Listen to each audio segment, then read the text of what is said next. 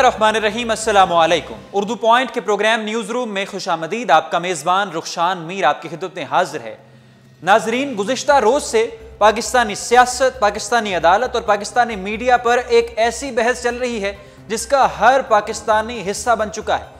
ज़ैनब के कातिल इमरान अली को इंसदाद दहशतगर्दी अदालत ने 14 रोज़ा जिस्मानी रिमांड पर पुलिस के हवाले किया और तमाम पाकिस्तानी इसी इंतजार में हैं कि ज़ैनब के कातिल को कब सजा दी जाएगी, सजा किस नौयत की होगी। मगर एक television anchor doctor Shahid Masood ने इसी दौरान एक स्टोरी दी।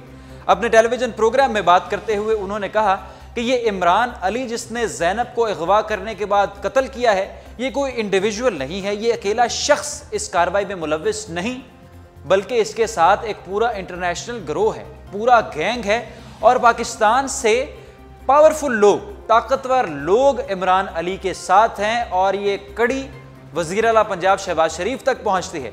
डॉक्टर शाहिद मसूद ने अपने प्रोग्राम में दावा करते हुए कहा कि पंजाब हुकूमत का, मुस्लिम लीग नवाज की हुकूमत का एक सूबाई वजीर भी इस गैंग का हिस्सा है। ये गैंग करता क्या है? डॉक्टर शाहिद मसूद के मुताबिक ये गैंग बच्चों को अगवा करने के बाद उनके साथ ज्यादती करता है, उनके साथ जिनसी ज्यादती करते हुए वीडियो बनाता है, चाइल्ड पोर्नोग्राफी बनाता है और फिर उसे डार्क वेब को फरोख्त करता है। इमरान अली को सिर्फ निशाना बनाया जा रहा है, इसके पीछे बहुत ताकतवर लोग छिपे हुए हैं। डॉक्टर शाहिद मसूद ने यह भी दावा किया कि इमरान अली के 37 बैंक अकाउंट्स हैं। डॉक्टर शाहिद मसूद ने अपने प्रोग्राम में कहा कि वो दरख्वास्त करते हैं चीफ जस्टिस ऑफ पाकिस्तान से कि वो नोटिस लें, सुओ मोटो नोटिस लें, अज खुद नोटिस लें, डॉक्टर शाहिद मसूद से बुलाकर मालूमात लें और फिर मजीद इन्वेस्टिगेशन की जाए।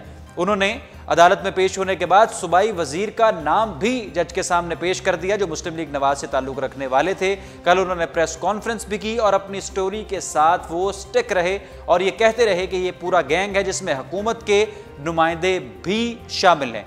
डॉक्टर शाहिद मसूद का ये स्टोरी फाइल करना था, प्रोग्राम करना था कि पाकिस्तान में एक थड़थड़ी सी मच गई और तमाम पाकिस्तानी सोशल मीडिया पर तबसरा करने लगे कि अगर तो ये बात दुरुस्त है तो इस हुकूमत को फौरी तौर पर चले जाना चाहिए और फिर सख्त से सख्त सजा की कार्रवाई जो है वो शहबाज शरीफ से शुरू होनी चाहिए। और इमरान अली तो इसका मतलब एक कठपुतली हुआ, उसको तो सिर्फ इस्तेमाल किया गया, असल में तो हुकूमती नुमाइंदे शामिल हैं।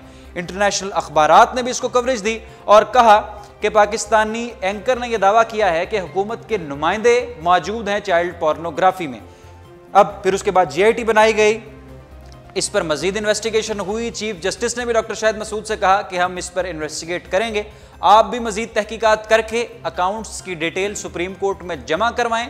अगर तो ये बात दुरुस्त साबित हुई तो सख्त कार्रवाई की जाएगी, मगर आपकी स्टोरी अगर बाउंस हो गई, यानी आपकी स्टोरी अगर गलत साबित हो गई तो फिर बहुत बुरा होगा। वही बात हुई जो बैंक अकाउंट्स की डिटेल डॉक्टर शाहिद मसूद ने जमा करवाई थी वो जाली साबित हुई, उसकी कोई क्रेडिबिलिटी नहीं थी, वो सच पर मबनी नहीं थे। इमरान अली के कोई 37 अकाउंट्स नहीं थे और जिस हुकूमती नुमाइंदे का उन्होंने नाम दिया और जो कहा कि वज़ीर आला पंजाब तक ये कड़ी मिलती है, ये ताकतवर लोग, पाकिस्तानी सियासतदान भी इसमें शामिल हैं, वो सब बातें भी बेबुनियाद निकली। आज प्रेस कॉन्फ्रेंस की है तर्जुमान पंजाब हुकूमत ने और तर्जुमान पंजाब हुकूमत ने यह कहा है कि उनकी सख्त दिल आज़ारी हुई है, पाकिस्तान का इमेज दुनिया में बहुत बुरा गया है और इससे अब डॉक्टर शाहिद मसूद को या जो भी इस तरह के सहाफ़ी जो फेक न्यूज़ स्टोरी फाइल करते हैं जिसकी क्रेडिबिलिटी नहीं होती, अब उन्हें सामने आकर अपनी सफाई देनी होगी।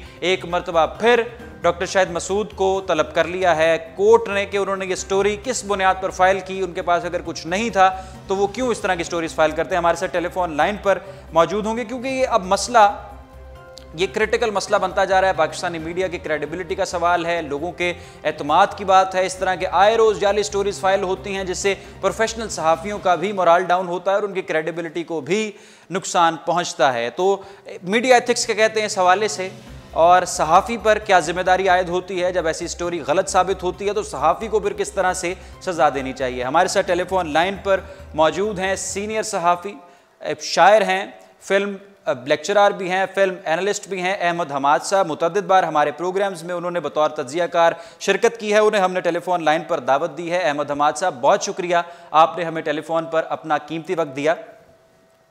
जनाब बहुत शुक्रिया। अहमद हमाद साहब, आप चूँकि आपका एक तवील सफ़र है शोबा सहाफ़त में और आप अपना एक इंडिपेंडेंट ओपिनियन भी रखते हैं और इस पर लिखते भी हैं और कुड़ते भी हैं, इस वजह से हमने आपको आज दावत दी है। ये तो सारी सूरत हाल बनी गुज़िश्ता 24 या 30 घंटों में। डॉक्टर शाहिद मसूद ने जो परसों प्रोग्राम किया और फिर उसमें उन्होंने दावा किया कि ये पूरा एक गैंग है जो पहुँचता है वज़ीर आला पंजाब तक और इसमें हुकूमत का एक सूबाई वज़ीर भी शामिल है।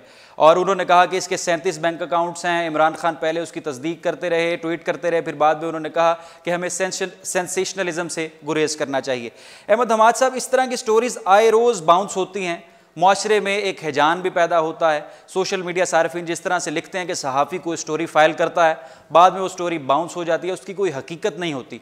आपकी क्या स्टडी है, आप क्या कहते हैं कि जब किसी सहाफ़ी एंकर पर्सन की स्टोरी इतनी बुरी तरह बाउंस होती है, इस स्टोरी से इंटरनेशनली पाकिस्तान का इमेज भी ख़राब होता है, जिस तरह से इस स्टोरी से हुआ, हुकूमती नुमाइंदों का उन्होंने जिक्र किया, तो डेली मेल वगैरह में और जो बरतानवी जरीदे हैं या इंटरनेशनल जो न्यूज़पेपर्स हैं उनमें पाकिस्तान के बारे में ऐसी बातें छपती रहीं कि एंकर ने क्लेम किया कि चाइल्ड पोर्नोग्राफी में हुकूमती नुमाइंदे भी शामिल हैं और उसमें कोई हकीकत नहीं थी। जब ऐसी कोई स्टोरी बाउंस होती है तो सहाफ़ी या एंकर को क्या सज़ा देनी चाहिए, सर अहमद हमाद साहब?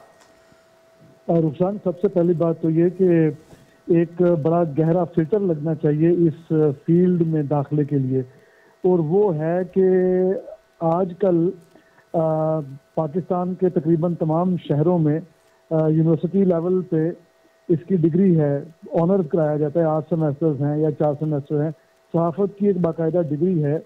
तो वो करने के बाद ही इंसान इस काबिल होता है कि जॉब कर सके। अब उस डिग्री पे मैं हमेशा ये कहता हूँ कि अगर आप डिग्री हासिल किए बगैर एकेडमिकली क्वालिफाइड अगर आप नहीं हैं तो डॉक्टरी नहीं कर सकते, अगर आप वकील नहीं बन सकते, अगर आप इंजीनियरिंग की जॉब नहीं कर सकते, तो फिर सहाफ़त की भी नहीं करनी चाहिए, क्योंकि ये भी उतनी ही जिम्मेदारी का काम है और अबव ऑल उतना ही टेक्निकल और बारीक काम है। अब मैं ये इसको टेक्निकल और बारीक क्यों कहता हूँ, इसलिए कि जब हम 8 या 4 सेमेस्टर्स में स्टूडेंट्स को पढ़ाते हैं कि ये मीडिया थेरीज हैं, ये मीडिया एथिक्स हैं, ये मीडिया लॉज हैं, और उसके अलावा बहुत सारी थेरी, प्रैक्टिस के अलावा जो थेरी है जो कई साल पढ़ाते हैं हम अपने बच्चों को, वो ये जो डॉक्टर या इंजीनियर या फार्मासिस्ट या किसी और शोबे से, बैरिस्टर वगैरह किसी और शोबे से, असल में उनकी तालीम वहाँ की होती है। पैराशूट करके जब हमारे इस शोबे में दाखिल हो जाते हैं तो वो उनका वो पर्सपेक्टिव नहीं होता, उन्होंने वो थेरी नहीं पढ़ी होती।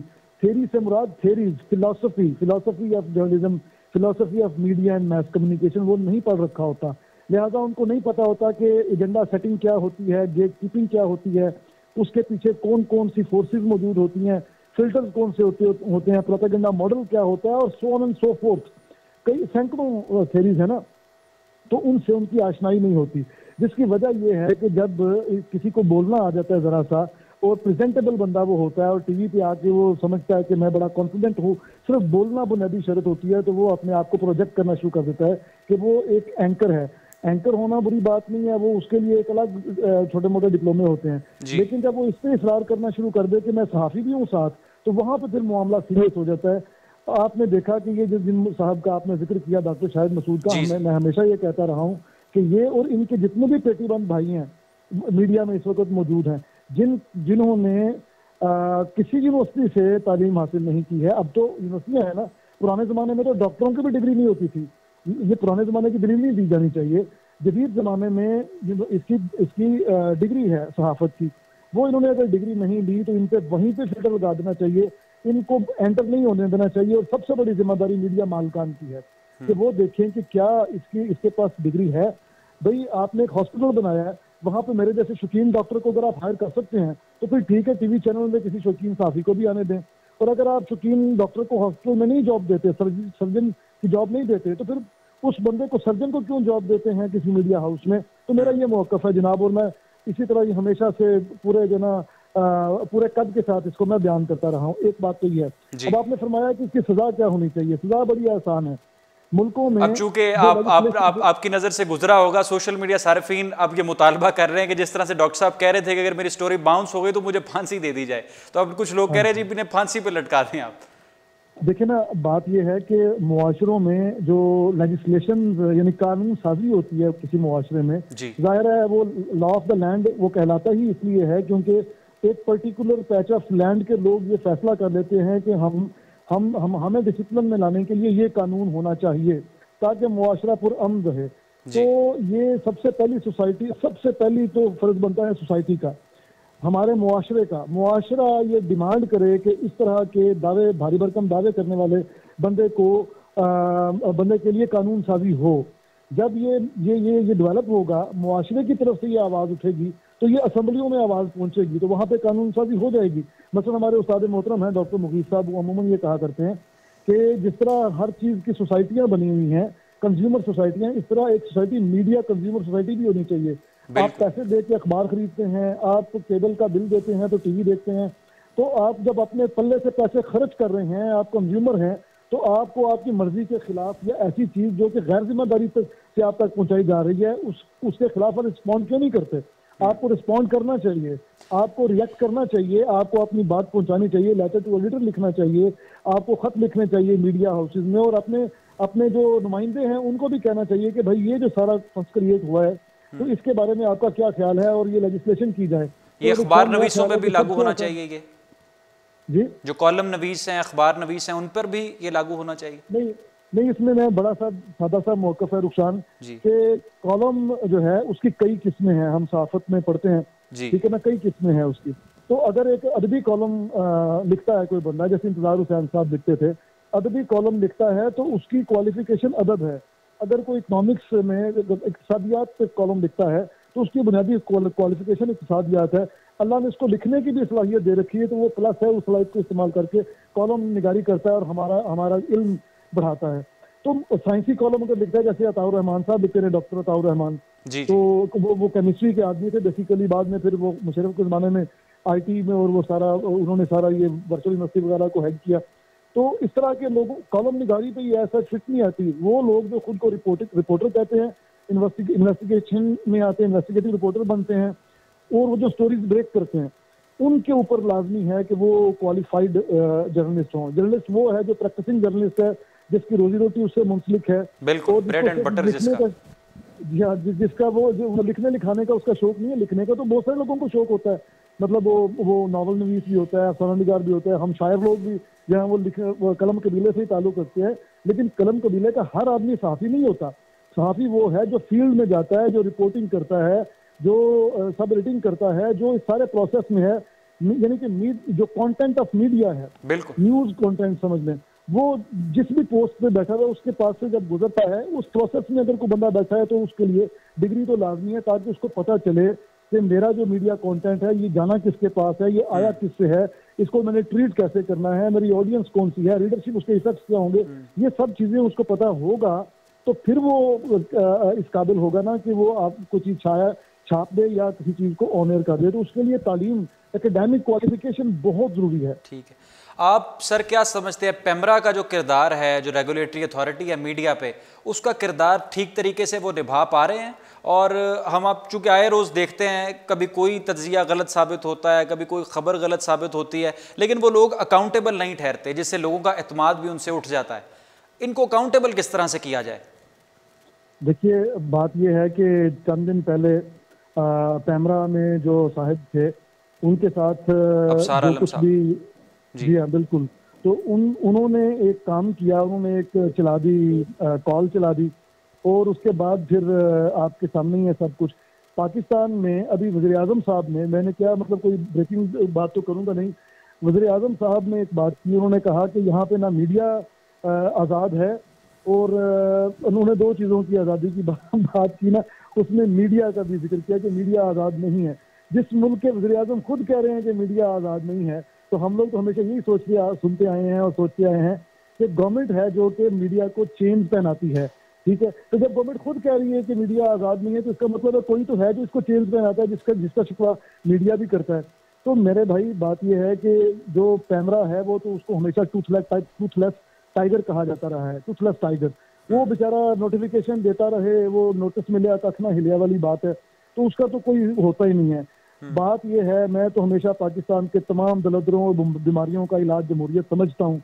यहाँ पे जमहूरियत मजबूत बुनियादों पे हो, सिर्फ अवामी नुमाइंदे यहाँ की लेजिस्लेशन करें, अवामी नुमाइंदे इदारा साजी करें, पहले कानून साजी करें, इदारा साजी करें, ठीक है, तो उस इदारे के ऊपर तमाम लोगों का एतमाद होगा ही तब जब मेरे वोट की बुनियाद पे वो इदारा बना होगा, और उसमें कोई भी अपने आईनी हदूद को क्रॉस करे तो उसको अकाउंटेबल ठहराया जाए, उसकी एहतसाब का मैकेनिज्म हो। वरना तो इस तरह के कैमरा है बेचारा, कोई एक इदारा और आ जाएगा और इदारा आ जाएगा, तो दूसरा साइकिल रह जाएंगे बेचारे। तो आपके सवाल का जवाब ये है कि कैमरा इस वक्त पूरी तरह फंक्शनल नहीं है, वो इंडिपेंडेंट नहीं है, फंक्शन मतलब वो ना मफलूज है ना, पैरालाइज्ड है, आप समझ लें। उसमें से हाथी गुजर जाता है, उसकी छल्ली में से चुंटी फंस जाती है, तो ये सूरत हाल है इस वक्त उसकी। ठीक है, सबसे पहले आपने हमारे नाजरीन के साथ बात शेयर की कि जो कॉम्पिटेंट और प्रोफेशनल लोग हैं जिनके पास कोई तालीमी काबिलियत है सहाफ़त से मुतालिक, उन्हें ही स्क्रीन दी जाए। दूसरे नंबर पर अवाम इसमें कंट्रीब्यूट करे, कंज्यूमर सोसाइटी के तहत या लेटर्स टू एडिटर या चैनल्स वालों के साथ खुद रब्ता करे कि इस बंदे को हम नहीं देखना चाहते। कानून यानी इतना प्रेशर करें कि ये कानून साजी की नौबत आ जाए, ये हुकूमती ईवानों में बात पहुंचे, हमारे अवामी नुमाइंदे इसके लिए बिल पेश करें और कानून साजी हो। अगर कानून होता आज तो डॉक्टर साहब को कोई ना कोई तो हम उनके ऊपर लागू करते ना कि भाई साहब ये आपने क्या किया। इस वक्त तो ये रैंडम सी कुछ शिकें लागू हो सकती हैं, लेकिन डायरेक्टली मीडिया की कुछ कवानीन होने चाहिए ना। ठीक, बहुत शुक्रिया। हमारे साथ मौजूद थे टेलीफोन लाइन पर सीनियर सहाफ़ी, शायर, फिल्म एनालिस्ट और सहाफ़ी अहमद हमाद साहब। उनकी जो राय थी, जो तज्ज़िया था इस फेक स्टोरी जिसने हैजान पैदा कर दिया पाकिस्तानी माशरे में, और 30 से ज़ायद घंटे पाकिस्तानी सोशल मीडिया पर यही सोचते रहे कि क्या ये गैंग है, क्या इसमें शहबाज शरीफ है, क्या इसमें जो सूबाई वज़ीर है वो राना सनाउल्लाह है, कौन सा वज़ीर है हुकूमत का, और उसके 37 अकाउंट हैं, ये तो बहुत बड़ी पार्टी है, इंटरनेशनल पोर्नोग्राफी जो कंपनीज़ हैं उनके साथ इसका ताल्लुक़ होगा। वो हर चीज़ फेक साबित हुई। जो कुछ अभी स्पेस है कि पाकिस्तान में ऐसे कुछ नेटवर्क सरगर्म हैं, वो ख़बर अलहदा है, वो सारी स्टोरी अलहदा है, मगर इमरान अली को इस तरह से लिंक करना हुकूमती नुमाइंदे के साथ, ये स्टोरी रब शाहिद मसूद की बुरी तरह बाउंस हुई है और उस पर अवामी रद्द-ए-अमल आपने सोशल मीडिया सारफीन खुद इस पर बेहतर जानते हैं। अब कुछ बात करनी है साबिक SSP मलीर राव अनवार के हवाले से अपने इस प्रोग्राम में, जिन्होंने फेक इनकाउंटर में मार दिया नकीबुल्लाह महसूद 27 साल जनूबी वज़ीरिस्तान से ताल्लुक़ रखने वाले खूबरू नौजवान को, और फिर दावा किया कि इसका ताल्लुक़ तहरीक तालिबान पाकिस्तान से है। ये साबिक कमांडर रहा है कराची में, इसका कोयटा में तालिबान का जो नेटवर्क मौजूद था उनके साथ इसका ताल्लुक़ था। उसकी भी सारी बातें धरी की धरी साबित हो गई। SSP मलीर राव अनवार को मुअत्तल किया गया। अब वो साबिक SSP मलीर राव अनवार हो चुके हैं, और आज पुलिस की ये रिपोर्ट है जो सुप्रीम कोर्ट में जमा करवाई गई है, और इस रिपोर्ट के मुताबिक साबिक SSP मलीर राव अनवार ने 444 एनकाउंटर्स किए थे, और ये फहरिस्त 5 जुलाई 2011 से लेकर 19 जनवरी 2018 तक का इसमें डाटा शामिल है, और तकरीबन 891 लोगों को इन्होंने गिरफ्तार किया था। अब इस पर जो राव अनवार साहब रूपोश हो चुके हैं, इससे रब्ता नहीं कर रहे, पेश नहीं हो रहे ना JIT के सामने ना अदालत के सामने, और कह रहे हैं कि उनको फंसाया जा रहा है। इस पर एडिशनल IG इस्लामाबाद सनाउल्लाह अब्बास ने ये बात कही है, और उन्होंने कहा, एडिशनल IG इस्लामाबाद सनाउल्लाह अब्बास साहब ने ये कहा है कि अब राव अनवार साहब राह फरार इख्तियार करने के लिए इस तरह के दावे कर रहे हैं, इनमें कोई हकीकत नहीं। IG सिंध AD ख्वाजा का भी तकरीबन यही कहना है। उन्होंने कहा है कि अब ये फॉल्स एलिगेशंस लगा रहे हैं, हम जो इस वक्त अदारे में जो पुलिस वाले काम कर रहे हैं उन पे। IG सिंध AD ख्वाजा का साबिक SSP मलीर राव अनवार के बारे में ये कहना है, और वो किसी से रब्ता नहीं कर रहे और रूपोश हैं। रखशान मीर को दीजिए उर्दू पॉइंट के प्रोग्राम न्यूज़ रूम से इजाज़त। इंशाअल्लाह आपकी खिदमत में दोबारा हाजिर होंगे। अल्लाह हाफ़िज़।